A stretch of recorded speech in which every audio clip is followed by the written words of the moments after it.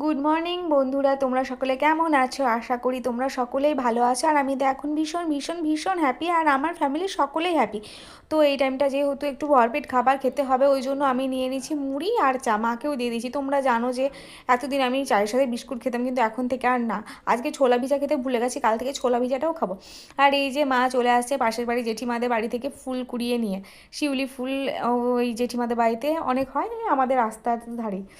তো এতদিন পর্যন্ত কিন্তু এই ঠাকুরকে পুজো দেওয়া, সন্ধ্যা দেওয়া, ঠাকুরের থালা বাসন ধোয়া, যাবতীয় যত কিছু পূজা অর্চনা সম্বন্ধীয় বিষয় সব আমি দেখাশোনা করতাম, কিন্তু এখন থেকে তো আর আমি পারবো না। তো আমি সমস্ত কিছু দায়িত্ব এখন থেকে মাকে দিয়ে দিলাম।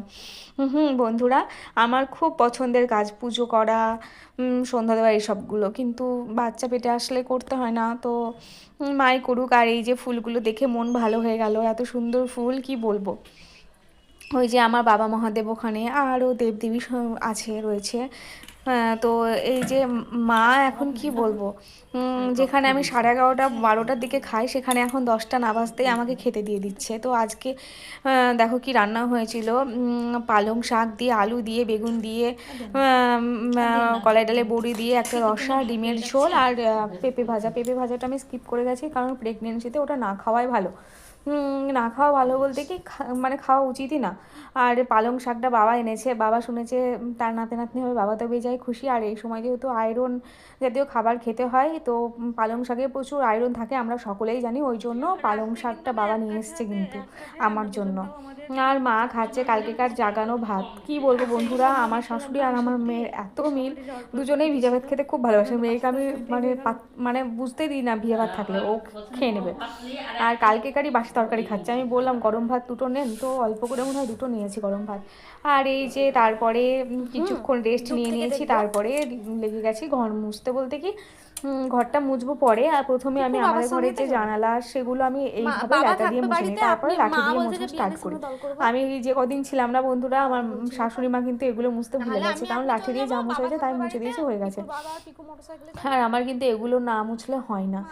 আর এইটা, তারপর বাড়ির দিকে যে জানালাটা আছে ওটা, তো মার খেয়াল ছিল না, আমারও অনেকদিন খেয়াল থাকে না। আমি ঘর মোছার পরে তখন আবার যখন খেয়াল পাই তখনই মুছে নিই। আর আমাদের এখন সামনে কার্তিক লড়াই, বেলডাঙা কার্তিক লড়াই, তোমরা জানো, এক ঐতিহাসিক মানে ঘটনা। তো আমি যেতাম না হয়তো প্রেগনেন্সিতে, কিন্তু আমার মেয়ে আছে, তো ওর জন্য আমাকে যেতে হবে। কিন্তু মানে দূরে থেকে যতটা সম্ভব ততটুকুনি দেখার চেষ্টা করব। কাছে গেলে বন্ধুরা দৌড়াতে হয়, কারণ আমাদের এখানকার ঠাকুরগুলো এত বড় বড় হয়। যদি হয় তোমাদেরকে আমি দেখাবো। তো সেই সম্বন্ধেই মায়ের সাথে কথা বলছি। সকালে স্কুল যাবে, রুল খুঁজেই পাচ্ছি না। আমিও তাই বলছি, মা মুছিছে ঘর একা, এই সামসেটগুলো মনে হয় একদিন মুছেনি, ছাতা পড়ে গিয়েছে। আর আমি লেটা দিয়ে এগুলোকে মুছি প্রতিদিন। তা না, এমনি লাঠি দিয়ে ওইগুলো মুছি তো।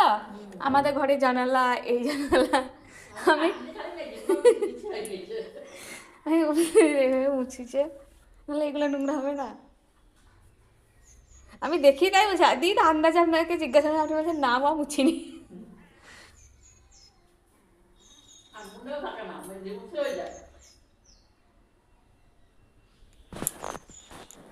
কি কি তোমাকে ভাত দেওয়া হয়নি পুষু?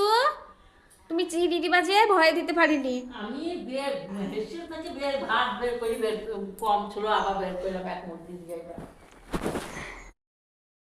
জানো তো বন্ধুরা, পুষু আমার বড় আদরের, আর ও আমার জন্যই মূলত এই বাড়িতে থাকে। ওকে খেতে দেওয়া, এই বাড়ি ধরানো সবই আমার, কিন্তু ও আমার পায়ে পায়ে এত বেড়ায়, অনিচ্ছাকৃতভাবেই ও একাধিকবার আমাকে চিড়ে দিয়েছে। হ্যাঁ, মানে ইচ্ছাকৃতভাবে না, ওর লেজে পা পড়ে গেলেও ও কোনোদিন আমাকে কামড়ায় না। ও আমাকে এতই ভালোবাসে। হ্যাঁ, ওর শরীরে আঘাত যদিও আমার দ্বারা হয়, তাও আমাকে কামড়াবে না আমি জানি, কিন্তু আমি যাব, ও ভাববে আমার চাইতে আগে ও যাবে, এই ভেবে যেতে গিয়ে ও আমার পায়ে অনেকবার ছেড়ে দিয়েছে। কিন্তু একা থাকি, কোনো অসুবিধা নেই, কিন্তু এখন যেহেতু প্রেগনেন্ট, তো আমার বর একদম স্ট্রিক্টলি বারণ করে দিয়েছে, জানো তুমি পুশুকে খেতে দিতে যাবা না। তো ওই জন্য জানো, বেচারি আমি যতবার কলপাড়ে যাচ্ছি আমার পিছন পিছন যাচ্ছে, আমার খুব খারাপ লাগছে। কিন্তু খেতে দিতে গেলে ও মানে একদম স্পিডে ছুটবে। তো ওই জন্য মাকে আমি বলছি বারবার দিয়ে দিতে। তো যতবারই আমি খাবার খাচ্ছি ততবারই আমি মাকে বলছি, মা আপনি দিয়ে এসেন ভাত ওকে। তো মা দিয়ে দেয় এখন। আর ও আমার বাড়িতে, ও আমার মেয়ের থেকেও মনে হয় বড়। ও অনেক দিন আমাদের বাড়িতে আছে আমাদের সঙ্গে, জানো তো। ও বড়ই আদরের আমাদের। আর এই যে এখন মুছবো ঘর। অনেকক্ষণ শুয়ে টুয়ে ছিলাম খাওয়ার পরে, তো ঘরটা মুছে নিতে হবে। কিন্তু ঘরটা মোছার আগে ভাবলাম একটু ঘরটা পরিষ্কার করে নিই, কারণ অনেক কদিন বাড়িতে ছিলাম না, জানো বাড়িতে না থাকলে বাড়িটা একটু নোংরা হয়। তা মেয়ের ঘর তো একদম তাকানোর উপায় নেই। প্রথমেই আমি ভাবলাম জানালাটা খুলে দিই। তো জানালাটাও খুলে দেওয়ার পরে ওই মেয়ে যেখানটায় পড়াশোনা করে সেই জায়গাটা বইগুলো এলোথেলো হয়েছিল, তো ওগুলোকে একটু গুছিয়ে গাছিয়ে রাখ। কী বলবো বন্ধুরা, সারাদিন যেন ঘুম ঘুম ভাব করছে। এমনিতে তো আমি ঘুম কাতুরে, এখন যেন আরোই সেটার পরিমাণ বেড়ে গেছে। আর মা তো মানে এত আদর যত্ন করছে, আমি কি বলবো, যে আমার দ্বিতীয় বাচ্চা আমি বুঝতে পারছি না। আমাদের ছাদে রান্না হয়, মা একাই সেই সকালবেলায় সমস্ত, আমি তো মা রান্না করতো, আমি বয়ে বয়ে নিয়ে আসতাম এতদিন, কিন্তু এখন সব রান্না বান্না সব মা বয়ে নিয়ে বয়ে নিচে নিয়ে আসছে। আমাকে কাপড়টাও পর্যন্ত ওপরে যেতে দিচ্ছে না। আমি ভাবতেও পারিনি যে দ্বিতীয় বাচ্চার বেলাতেও এতটা এতটা আমি কেয়ার পাবো, সকলে আমাকে এতটা প্যাম্পার করবে, সবার এতটা ভালোবাসা পাবো। আর বরের কথাটা বাদই দিয়ে দিলাম, ও তো ফল টল নিয়ে হাজির কালকেই রাত্রিবেলায়, জানো। তো সকলে মিলে আমাকে এত ভালোবাসা দিচ্ছে, আমার মেয়েও আমাকে প্রচণ্ড যত্ন নিচ্ছে। তো এ যেন এক স্বর্গসুখ, ভগবান যে আমার কপালে এত ভালোবাসা লিখে গেছে। আমি তো নিজেকে সব কিছুর জন্য অযোগ্য মনে করি। তো ভগবানের কাছে অশেষ অশেষ অশেষ, মানে ভগবানের আমার ওপর অশেষ কৃপা যে আমাকে এমন একটা পরিবার দিয়েছে। সমস্ত মেয়ে যেন এরকম একটা পরিবার পায়। থাকতে গেলে হয়তো কখনো কখনো মনোমালিন্য হয়, কথা কাটাকাটি হয়, আর সেগুলোর জন্য এখন নিজের মানে খারাপও লাগে যে এই মানুষগুলো আমাকে এত ভালোবাসে। তো বন্ধুরা, থাকতে গেলে সব কিছু তো হবেই বলো, কিন্তু আমার বিয়ে হয়েছে আজ 12 থেকে 13 বছর। আমি কিন্তু এখনও আমার শ্বশুর শাশুড়ির সাথেই থাকি। এটা কিন্তু আমার গর্বের জায়গা।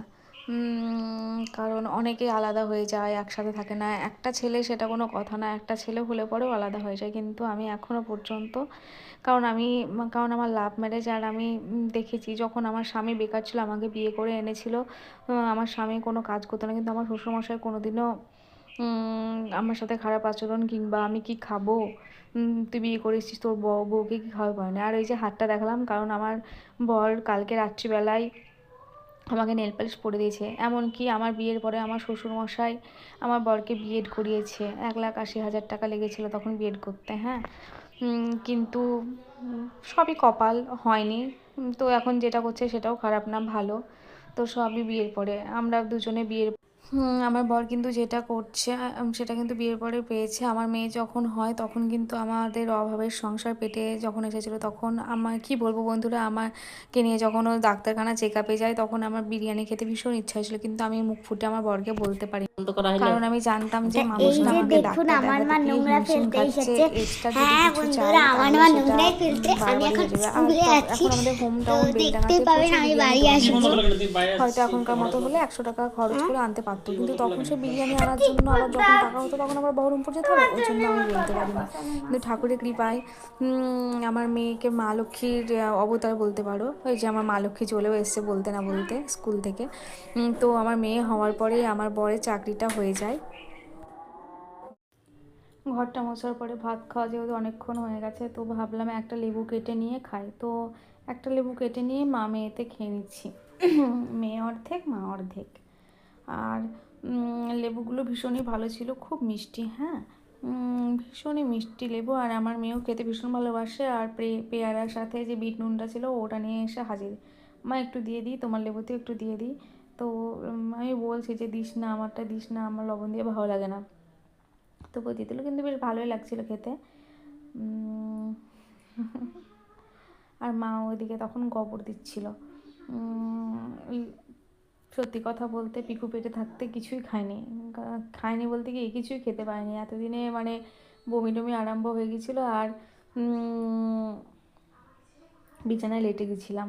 কিন্তু এর বেলায় আমি ঠাকুরের কৃপায় বলতে হয় না, ভালোই আছি এখনও। সেরকম মানে একদম সিরিয়াসলিভাবে কিছু স্টার্ট হয়নি। তো দেখা যাক, না হলেই ভালো। এমনকি জানো, পিকু পেটে থাকতে, পিকু আমার বড় মেয়ের নাম, ওই যে আমার পাশে বসে আছে। বড় মেয়ে বলতে কি আমার মেয়ের নাম। এখনও তো যেহেতু শুধুমাত্র বাচ্চা পেটে এসছে, এখনও তো ডেলিভারি হয়নি, তো তারপরে দেখা যাবে বড় মেয়ে হয় না শুধু মেয়েই থাকে।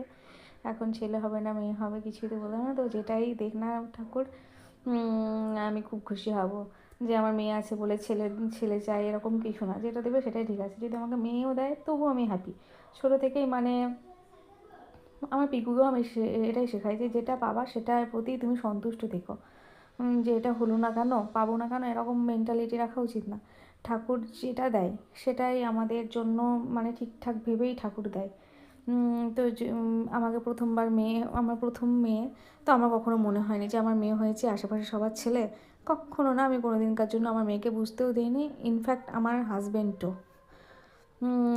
মানে ওর যেটা প্রয়োজন ও বলার আগেই সেটা ও এনে হাজির করে দেয়।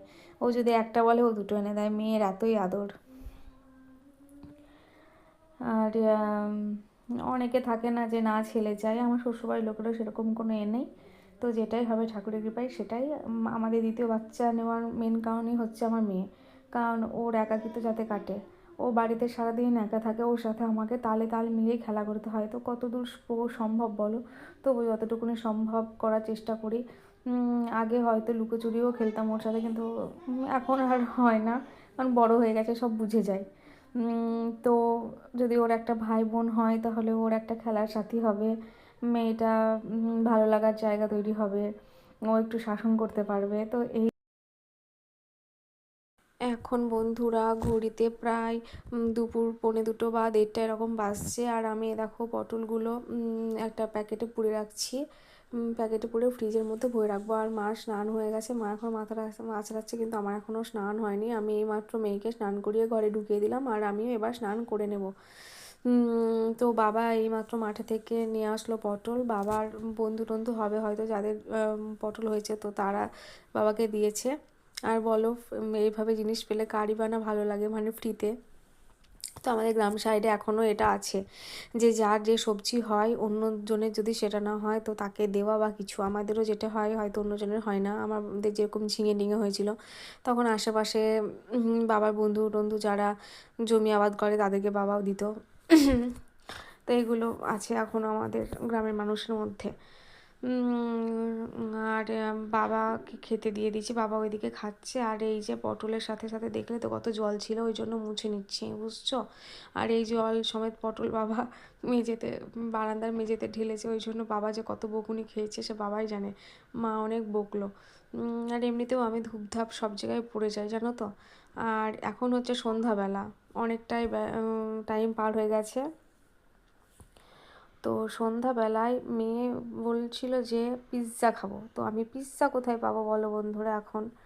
আর মেয়ে বলছে বারবার, না করে দিলেও খারাপ লাগবে, ও এমনিতেও ভাত ভালো খায়নি, তো ভাবলাম করেই দিই। তো ম্যাগিটাকে আমি জলে সিদ্ধ করে সেটার মধ্যে ওই ডিমটাকে দিয়ে দিয়েছি, বুঝছো। তো এইভাবেই আমি একটা জোগাড়। মেয়েদের জন্য মাদের যে কত রকম মানে চালাকি করতে হয় সেটা একমাত্র মায়েরাই বোঝে। তো ও তো বলছিল বেশ ভালোই হয়েছে খেতে, শুনেও আমি শান্তি পেলাম।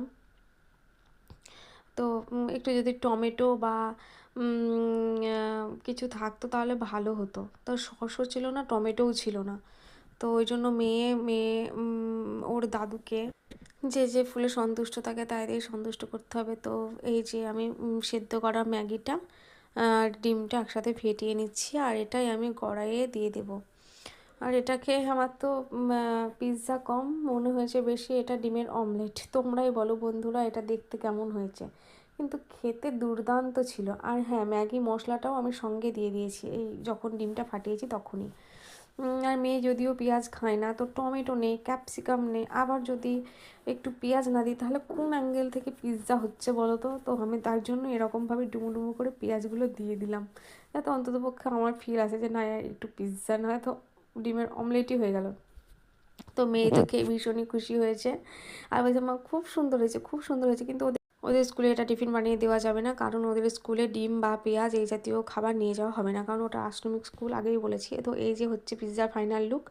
আর এই যে আমাদের বাড়িতে এসেছে একজন গেস্ট, ইনি কালকেও এসেছিলেন। তো মেয়ে আমাকে দেখালো। আর মেয়ের আমার নিয়ম হচ্ছে যে কোনো জিনিসই খাওয়ার আগে সবাইকে দেয়, তো ওর ঠাম্মিকেও দিয়ে দিয়েছে আর আমাকেও দিয়ে দিয়েছে। তো আমরা খেতে বলছি খুব ভালো হয়েছে, খেতে অতটাও খারাপ হয়নি। তো বন্ধুরা তোমরাই বলো ভিডিওটা কেমন লাগছে, আর ভালো লাগলে অবশ্যই একটা লাইক আর কমেন্ট করে দিও। তো আবার দেখা হবে নতুন একটা ব্লগের সঙ্গে, ততক্ষণ পর্যন্ত টাটা।